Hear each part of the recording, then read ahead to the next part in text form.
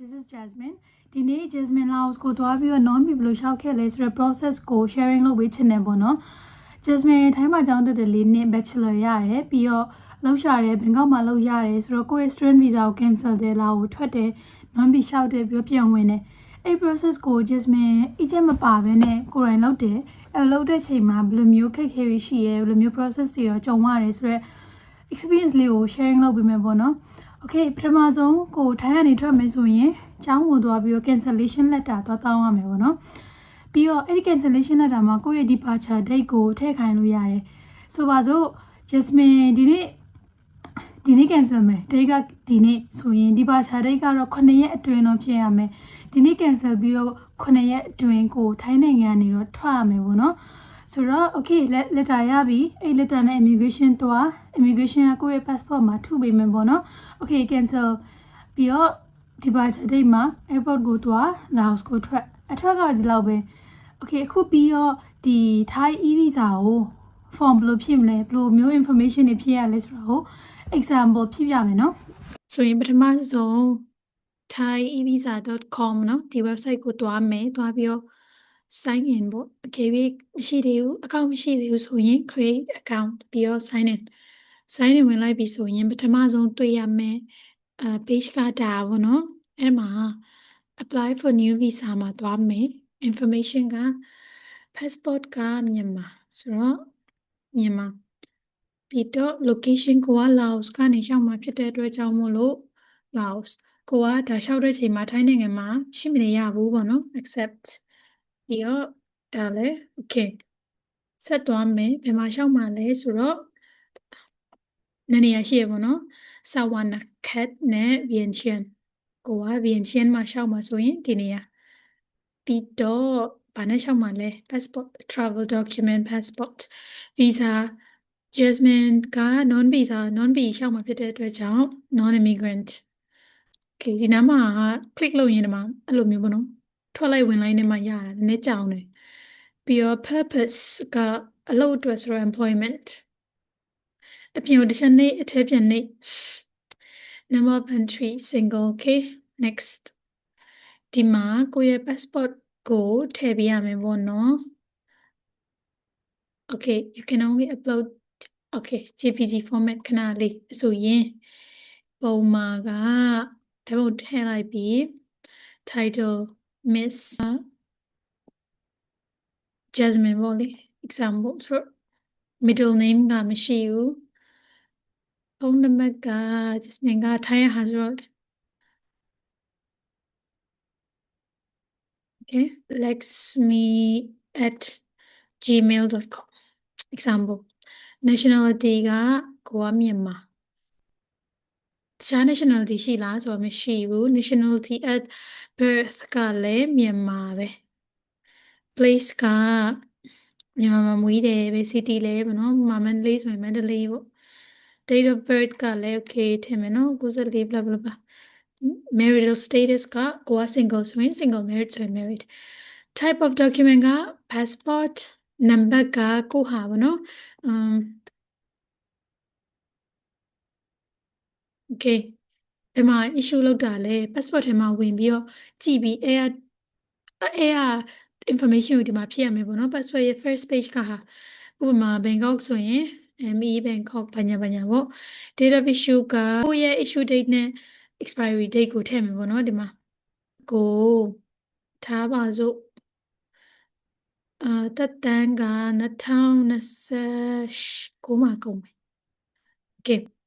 home address ကကိုက Laos မှာရောက်နေတဲ့ address ပေါ့နော် Jasmine က La Famille hostel မှာတဲတယ်ဆိုရင်ဒီ La Famille လိပ်စာအပြည့်အစုံကိုထည့်မယ်ပေါ့နော်ဒီမှာ for example address ကို copy ကူးပြီးတော့ထည့်လိုက်မယ် okay country Laos state ကဘာလဲပေါ့နော် example okay Vientiane city okay ကိုယ့်ရဲ့ address ကိုကြည့်ပြီးဖြည့်ပေါ့နော် okay မနော်ဒါကိုယ့်ရဲ့ Laos ရဲ့ address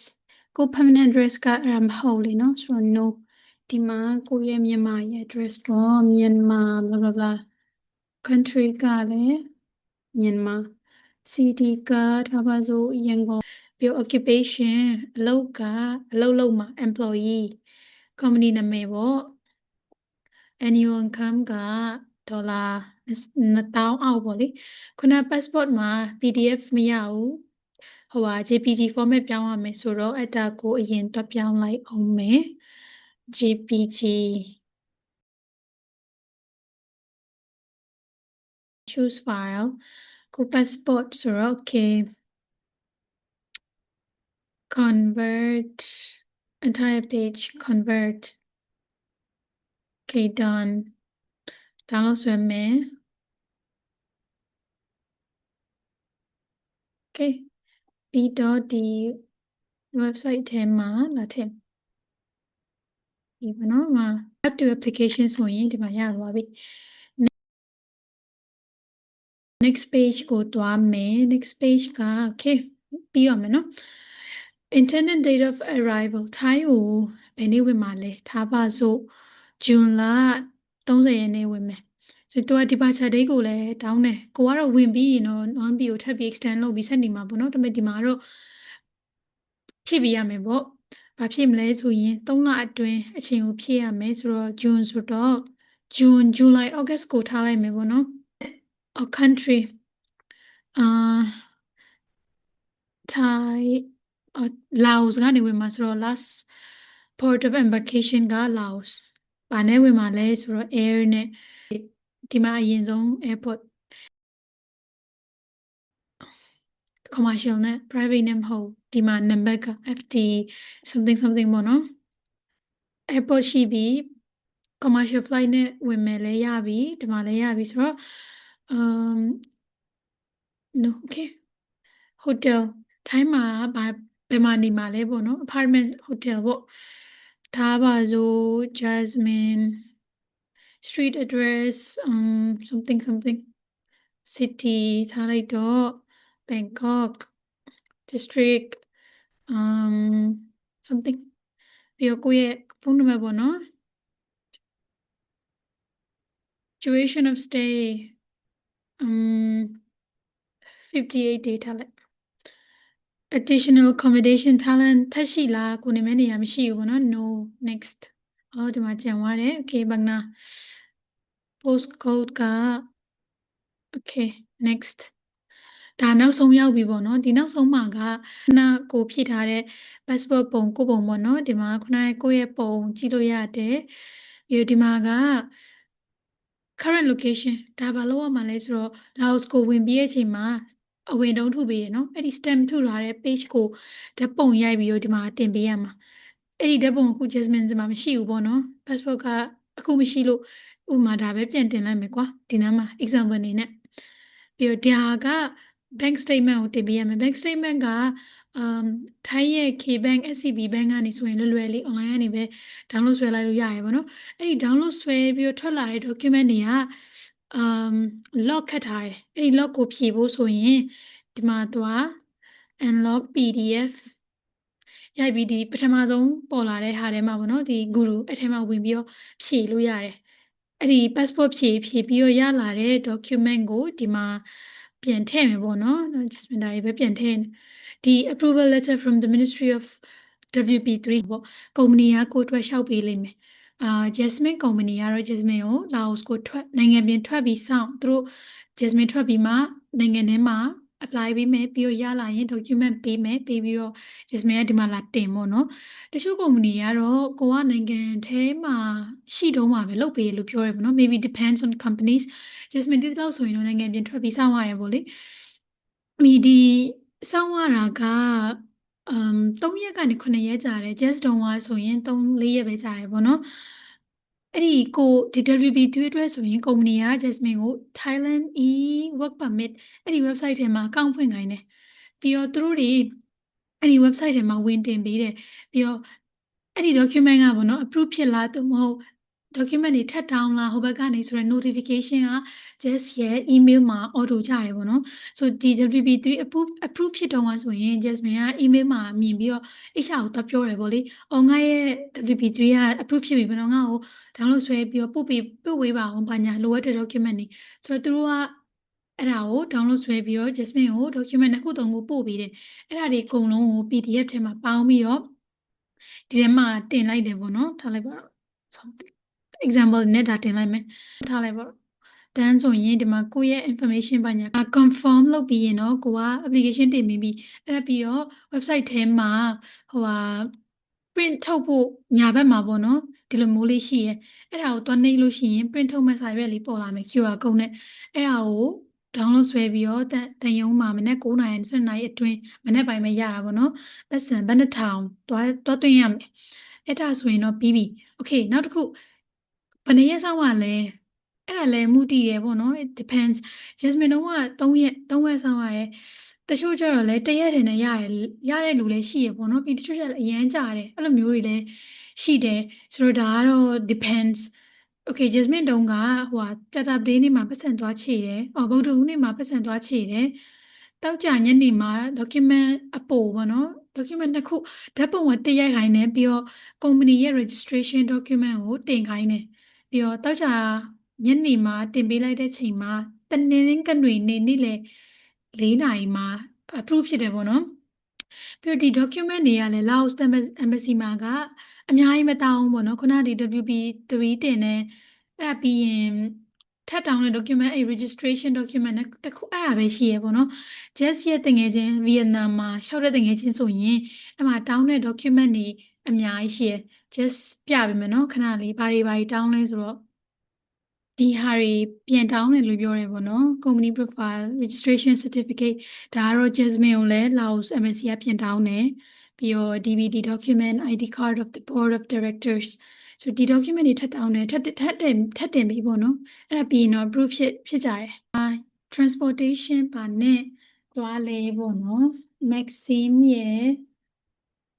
Loka ရဲ့ Coco Move ရဲ့ဒီ3ခုနဲ့ just ကတော့သွားရပေါ့ဒီMaxim ကတော့ဈေးသက်သာတယ် Loka ကတော့ဈေးကြီးရယ် Coco Move လည်းအဆင်ပြေရပေါ့နော်ဒီ3ခုကို download ဆွဲသွားရင်တော့အေးဆေးပေါ့သွားလို့ရတယ်ပြီးတော့နောက်တစ်ခုကဘယ်မှာတဲမလဲပေါ့နော်ဒါတော့ကိုသဘောကျတဲ့နေရာပေါ့နော် hotel ဖြစ်ဖြစ် hostel ဖြစ်ဖြစ်အကယ်၍ hostel တဲချင်တဲ့လူဆိုရင်ဒီ hostel စမင်တဲကအရင်အဆင်ပြေ La Fami hostel ပေါ့နော်ဒီမှာဆိုရင်လူတွေအများကြီးပဲနိုင်ငံတကာလူတွေသူတို့လည်း visa လာလျှောက်တယ်တချို့ကျတော့လည်း backpacking experience အတွက်လာတာပေါ့နော်ဆိုဒီ hostel မှာတွားရင်တကယ်ချင်းတွေရတယ်ပေါ့နော်ဆိုတော့ပျော်ဖို့ကောင်းတယ်ဒီ hostel သဘောကျတယ် just တုံးက hostel 3ခုပြောင်းတယ်ဒီဟာအကြိုက်ဆုံးပဲပေါ့နော်နောက်တစ်ခုက just ကဒီမှာနေရဒါကဟို embassy ရဲ့ရှေ့မှာပဲရှိရပေါ့နော် Find My Love ဆိုရက်hostel သူကတော့အကယ်၍တန်ယုံနဲ့နီးနီးနားနေခြင်းနဲ့ဆိုရင်တော့အဆင်ပြေတာပေါ့နော်ဒါပေမဲ့လည်းတန်ယုံကတရက်ပဲပတ်စံသွားသွင်းရတာဆိုတော့ဘယ်မှာနေအဲ့ဒါအရင်တော့ဟိုဘာမှမဖြစ်ပါဘူးเนาะဆိုတော့နေခြင်းတဲ့လူတွေ Find My Love ဆိုတာရှိရဲဒါပေမဲ့ recommend တော့မပေးဘူး La Fami ကိုတော့ recommend ပေးတယ်ဗောလေ okay နောက်ဆုံး approve ကတနင်္ဂနွေနေ့ဖြစ်တယ် Jasmine ကအဲ့ဒီတနင်္ဂနွေနေ့မှာ visa 14ရက် visa ကဟိုဟာနောက်ဆုံးနေ့ပေါ့နော်အဲ့ဒါကိုဘယ်လိုလုပ်မလဲစဉ်းစားရင်းနဲ့ကယ်၍တရက်လောက် overstay နေပြီးတော့မှတနင်္လာနေ့ကျမှလေနဲ့ထွက်မလားဘာညာနဲ့လေစိတ်ကလည်းအရင်စိတ်ကြီးလို့အဲ့ဒီတနင်္ဂနွေနေ့ညနေပဲပေါ့နော်ပူရာကိုသွားလိုက်တော့ရထားမိတယ်ဆိုအဲ့ဒီနောက်ဆုံးရထားနဲ့ပဲတွားလိုက်တယ်ပေါ့နော်ဘန်ကောက်ကိုအဲ့ဒီမှာရစ်လားဆိုရမိကုန်အခုနောက်ပိုင်း border pass အရင်လို့ရပါညာရှိလာတယ်ပေါ့နော်ဒါပေမဲ့ Jasmine တုံးက non B ကမလိုဘူးဒီတိုင်းအဆင်ပြေပေါ့နော်ဝင်တာ non B ဘာဗီဇာလဲလို့မေးရင် non B ပြီးတော့ဘယ်မှာအလုပ်လုပ်မှလဲဘာလုပ်မှလဲပေါ့လာအိုစထွက်ကတော့ AC ပဲအဲ့ဒီထိုင်းအဝင်မှာပေါ့နော်အဲ့ဒီ officer ကမေးတယ်အဲ့လိုစကားပြောရတယ်ပေါ့လေအဲ့လိုပြောပြီးတော့လည်းအဆင်ပြေသွားတယ်ဆိုထိုင်းဝင်တဲ့ချိန်မှာဟိုဖြစ်ရမယ်လေ arrival card TDAC Thailand arrival card okay ဒီမှာဒါကိုလည်းတစ်ခါလေးဖြစ်ကြည့်အောင်ဖြစ်ကြည့်မယ်ဆိုတော့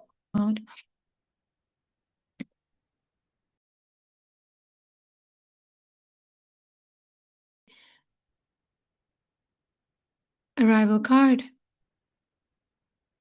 first name ကိုနာမည်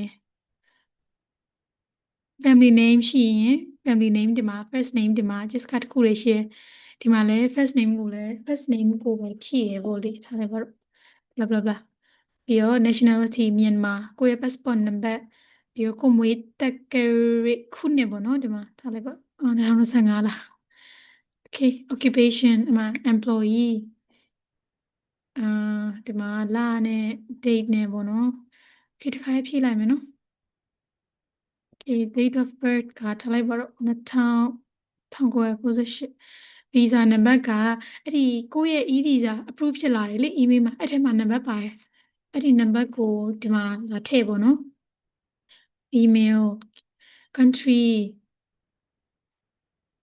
Thailand မှာ okay Thailand phone number ပေါ့နော် city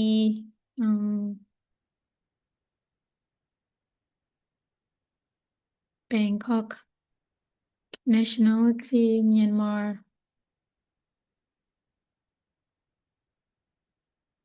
okay MI တ냐 okay okay ပြီးတော့ continue နော် date of arrival ကိုထိုင်းကိုရောက်တဲ့နေ့ဆိုပါစို့ country လာကိုရွေးလိုက်မယ် purpose of visit က business အလုပ်နဲ့ mode of travel air နဲ့လာတာ land နဲ့ဆိုရင် land နဲ့ပေါ့နော် mode of transportation commercial flight number blah blah blah date of departure ဒါအောင်မဖြည့်တော့ကိုက non ပြီဆိုတော့ okay ပြီးတော့ accommodation က hotel ပေါ့ province